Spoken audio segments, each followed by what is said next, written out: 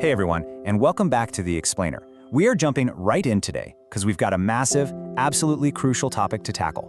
We're doing a focused deep dive into a really demanding landscape right now, visual production.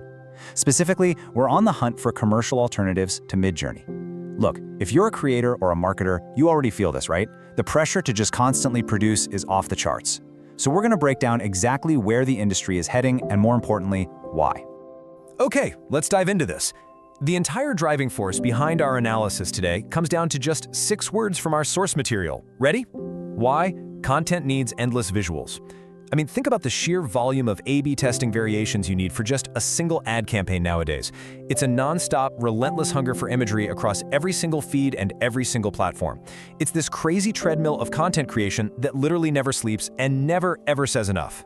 And that brings us to the core problem, what we're calling the endless visual hunger. We've completely moved past that era where a single beautiful hero image could sustain a whole campaign for a month. That's just gone. Today's algorithms, they don't care about your masterpiece. They demand a continuous high-volume stream of fresh graphics. So to really grasp the scale of this, we kind of need to reframe how we think about the whole process. Visual production isn't just an art form anymore. It's an engine. Actually, scratch that. It's more like a vital industrial engine driving the creation of commercial stock images just to satisfy those endless content needs. We are effectively talking about a highly scalable mechanized manufacturing process for pixels, just to keep feeding that machine. But when we add commercial stock demands to that mix, the stakes instantly get so much higher.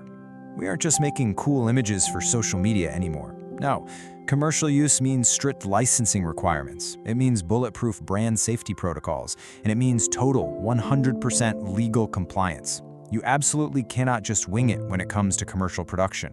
Now, what's really interesting about this slide is how these 3 realities actually converge to create a massive pressure cooker. First, you've got commercial production, right? That demands strict professional standards and legal compliance.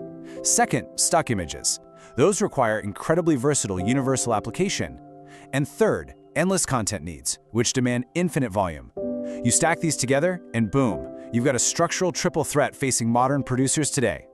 Which naturally leads us to ask, if content needs are truly endless, is one tool really enough? Seriously, ask yourself that. Relying on a single platform, basically capping your entire pipeline to one generator's specific quirks or their licensing limits, or, let's be real, their unexpected server downtimes, that is an incredibly precarious strategy when you're trying to operate at scale. And that is exactly why our source material provides a very clear, very actionable mandate. We have to start looking beyond midjourney. It's not just a nice-to-have anymore. Exploring alternatives is now a vital, strategic necessity for survival in this space. And this brilliantly illustrates the crossroads we're at. Look, midjourney is the prominent pioneer. Everyone knows that. But the industry mandate right now is to actively compare tools beyond it.